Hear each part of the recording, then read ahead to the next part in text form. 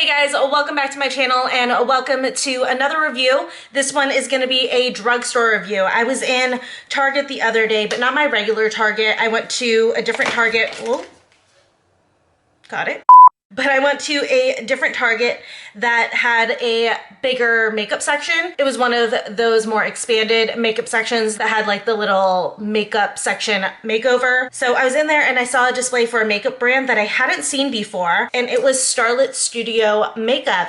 And their stuff looked really, really fun. I was really intrigued by it, so I grabbed a couple of products and thought I would review it here on my channel. But before we jump into it, if you are new, I would really appreciate it if you would subscribe to my channel. I am trying to reach 1,000 subscribers right now, and that would really help me out a lot, along with liking this video if you enjoyed it, leaving me a comment down below, and also sharing it. Share on stories that you're watching my video. I'll definitely reshare your posts. And also, if you guys have used any Starlit Studio makeup and post some looks in it, tag me. I'd love to see it. I'd love to share it. And let's go ahead and jump into this review.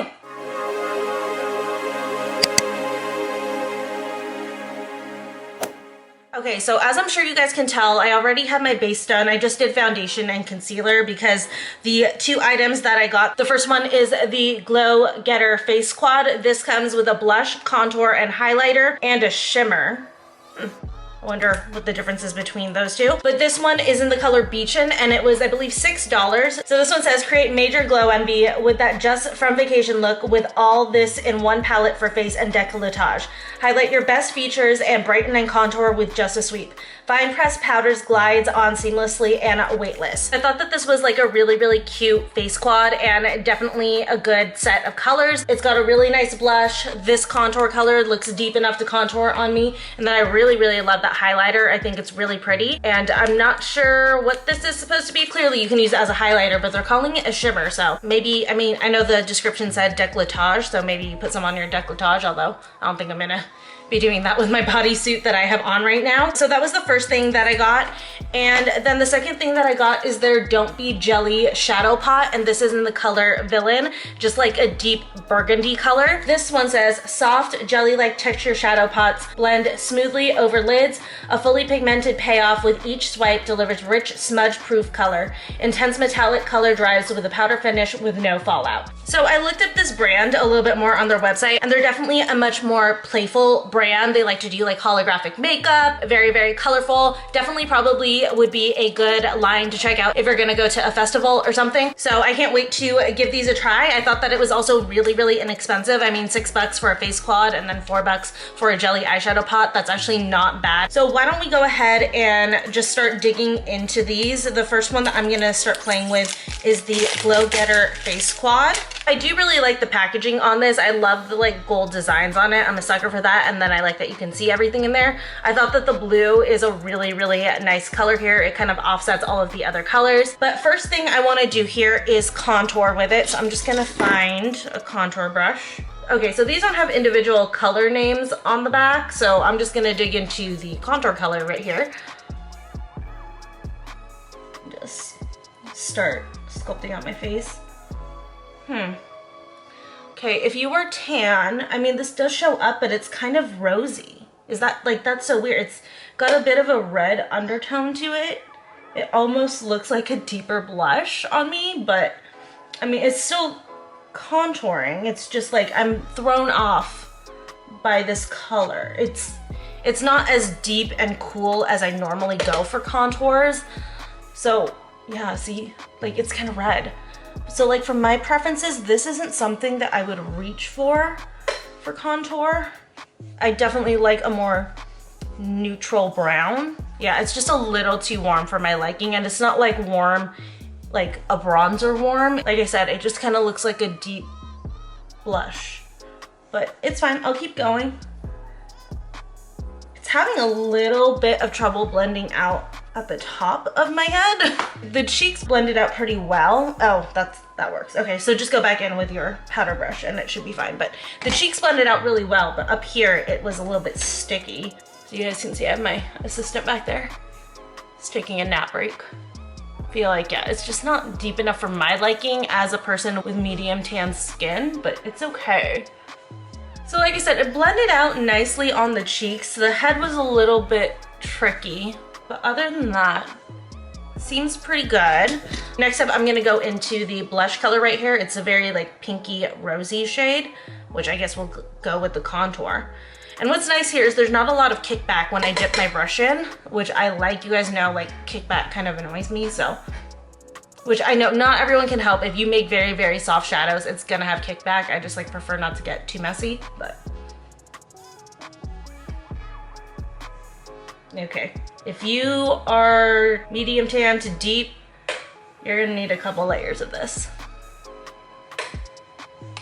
Oh, and then it gets really, really pigmented. Okay, so yeah, just make sure to really like dig in there on the first try, because once you start layering, it goes like 0 to 60 very quickly. Blend that out just a little bit. But that's a really pretty color. That's like a very natural, flush kind of a pink. God, I feel like I'm just getting a little cray with it. But I like it. I actually really like this blush. This would be a super pretty one for spring. So I'm into that. So I'm gonna wait to highlight. Let's go ahead and jump into the eye, into the Don't Be Jelly Shadow Pot. This does come with 0.13 ounces of product in it. Again, not bad for the fact that it's just $4. Oh, so I like the packaging on this. I think that that's really, really cute, just very simple. It actually makes it kind of feel a little high-end. It's just like a simple clear container with a white cap with Starlit Studio in metallic on top. But let's go ahead and look at the color. So that's what it looks like inside. I thought it was gonna be a smoother jelly shadow. Like here, I'll show you what I'm talking about. I thought it was gonna be more like the ColourPop formula, which you guys can see it looks smooth. It actually looks like it can move. This is actually hardened. When I first got it, it was like moving around a lot because like that's kind of old, but it still looks like something you can definitely play with. I do want to lay down some colors on my eyes really quick just to like outline a shape before I go into this, because I do want to use this as a lid color. So I'm just gonna go into the Tati Beauty palette super fast and just lay down a little bit of crease color. Okay, so I did a really messy job because I'm not gonna lie to you guys, I'm in a hurry. I'm supposed to go meet my baby nephew for the first time in just a few minutes here, so I'm trying to rush a little bit. But going into the Jelly Pot Shadow, so the directions say to apply to eyelids with a fingertip or a shadow brush. Allow a few seconds to dry on the lid. Once dried, it will not transfer or crease. Let's go ahead and go in with our fingers. I usually love to use my finger with stuff like this, except for the fact that I have nails. So never mind, I lied. We're gonna go in with a brush. So I'm just gonna go ahead and dip in. Ooh, it's very spongy in there. And it does pick up quite a bit of color. But let's go ahead and just pat that on the lid. Just gonna kind of go all over. Wow, that color, that's really, really pretty. Such a good burgundy. I'm just gonna give it a couple seconds to dry. This is like my one thing with jelly shadows is like waiting for it to dry. Okay, I think it's pretty dry. Yeah, it's dry. It's transferring a little bit, so I think it's still drying, but it's not transferring up top to the rest of my lid. So I'm just gonna go in to Ritual right here and Soothe and just kind of deepen up that crease now that I have this color in. It's actually blending out pretty well with my powder shadows so that it's not like a harsh line. It's a pretty color. This is actually really, really pretty. I like it a lot.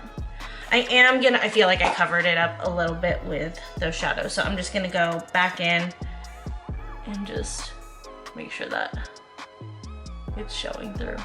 So I'm gonna go ahead and do the same to the other eye and then put on lashes and liner, and then we'll be back to test the highlighter in this palette. Okay, you guys, so we are back. I just put on some lashes. I didn't do liner. I just took the black here in the Tati Beauty palette and I just kind of smudged it along my lash line and gave her a little flick. But anyways, so far on the jelly shadow, it's actually dried down very, very well. I'm not noticing any transferring and it's such like a pretty color. I will definitely be using this again. This is definitely like a really, really good accent shade. But let's go ahead and dig into the Glow Getter Face Quad. So I'm actually gonna go ahead and swatch these two shimmer shadows to decide which one I want to highlight with, because I have highlighted with purple before and I actually really love it. Maybe I'll swirl them together, let's see. So first off, I'm gonna swatch this guy. Feels a little bit gritty, but we'll see how it goes. Ooh. Goes on really smooth though. Oh, that's so pretty. Oh my God, it's like a really pretty champagne highlight. But then next, going into this purple one, I do want to see how purple it is, and that one's a lot grittier, and then it came off really chalky compared to the other one. Yeah, it's actually really chalky in the pan. You guys might not be able to see that, but let's see. So, oh yeah, it's a little bit chalkier. It breaks up quite a bit. So this is definitely more of like a shimmer to use, like more for your body, which I'm not gonna do today, but at least you guys were able to see what it was. But we'll go ahead and highlight with this. I did like how buttery it swatched on my hand. So hopefully it'll be good when I highlight. I'm actually gonna try to pick up a lot on this brush. And I feel like